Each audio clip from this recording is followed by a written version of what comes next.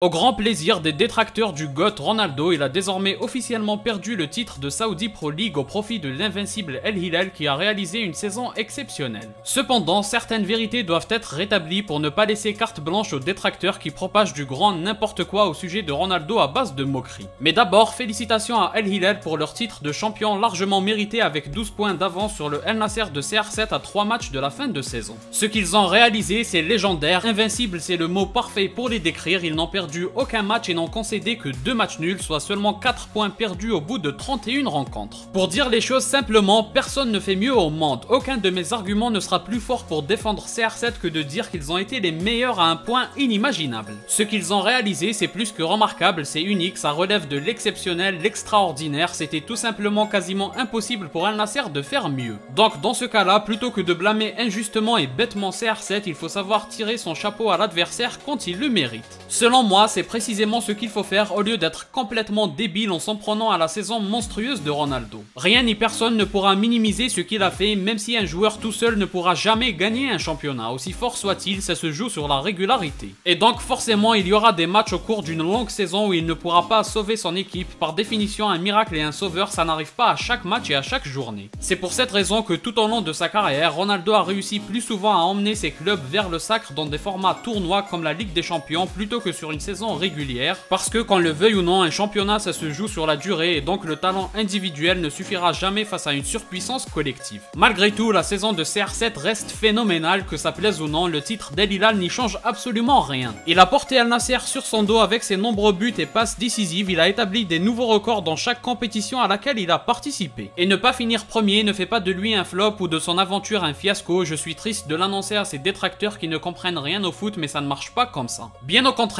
ce qui est grandiose de sa part, c'est de faire partie des meilleurs à tous les niveaux individuels sans être dans cette équipe d'El Hilal au sommet de tout. Ça c'est très fort, que El Nasser termine deuxième, ça ne dépend pas uniquement de lui. Parfois certains font semblant de le découvrir, on est juste forcé de constater que la Saudi Pro League a formé une équipe d'El Hilal de niveau européen sans la moindre faille. Sans oublier qu'ils avaient dans leur effectif les meilleurs saoudiens et joueurs locaux, c'était tout simplement la meilleure équipe et le fait qu'elle ait réussi ne fait pas de l'arrivée de CR7 un fiasco, bien au contraire. À l'époque, l'un des plus grands entraîneurs de l'histoire, Sir Alex Ferguson avait dit « L'attaque fait gagner des matchs, la défense fait gagner des titres ». Et forcé de constater qu'il a raison, quand on compare l'attaque d'El Nasser à celle d'El Hilal, ça se vaut, ils ont marqué plus ou moins le même nombre de buts. En revanche, El Nasser a encaissé énormément de buts défensivement par rapport à El Hilal, c'est le secteur défensif qui a failli du côté d'El Nasser. Mais si certains s'attendent à ce que Ronaldo termine non seulement meilleur buteur et meilleur passeur à la fois, mais aussi meilleur gardien et meilleur défenseur, alors effectivement ce n'est pas possible, mais j'espère ne rien vous apprendre. Sauf que, à ma grande surprise, ou plutôt c'est pas si surprenant que ça quand on connaît à quel point la haine anti-Ronaldo est forte, quand on voit les reproches faits à CR7, c'est à sérieusement se dire qu'on attend vraiment qu'il porte El Nasser à tous les secteurs de jeu. À un moment il faudrait leur apprendre le foot et les faire comprendre que ça ne fonctionne pas comme ça dans ce sport, c'est pas du tennis non plus. Une autre précision à ce sujet, il ne faut pas se laisser aveugler par la saison d'El Hilal et se dire qu'El Nasser est passé à côté, loin de là dans n'importe quel championnat, le nombre de points d'El Nasser leur permettrait de terminer champion. Encore une fois, ils sont tombés face à un concurrent dans la meilleure forme de son histoire et qui a réalisé l'une des meilleures saisons tout club confondu. Personnellement, je préfère cette saison de CR7 à El Nasser où malgré qu'il termine deuxième au classement, il m'a fait kiffer ma vie de spectateur et de fan, plutôt que les 2 titres de Messi qu'il gagne avec 6 buts une saison en Ligue 1 et une autre saison où il a arrêté de jouer après la Coupe du Monde. Là encore, malheureusement, ou alors ils le font volontairement, certains se laissent aveugler par le nombre de trophées et oublient complètement la nature de la saison. Pour un sportif, le plus important c'est aussi le chemin parcouru. Pas seulement l'objectif à la fin, sinon on dirait que Neymar réalise une meilleure saison que CR7.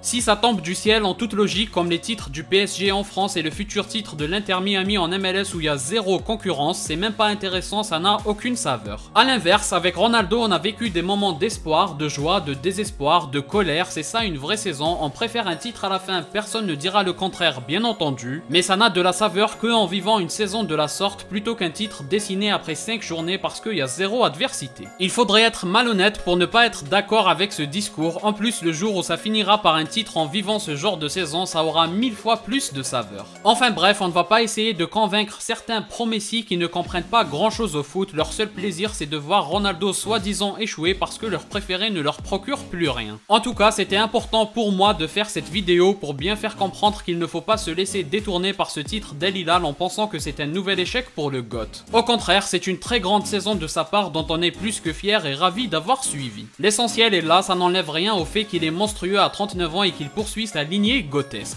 Comme d'habitude, n'hésitez pas à donner votre avis en commentaire. Si vous avez aimé, laissez un like et abonnez-vous pour ne rien rater. Partagez aussi la vidéo pour me soutenir. Moi je vous dis à la prochaine, portez-vous bien.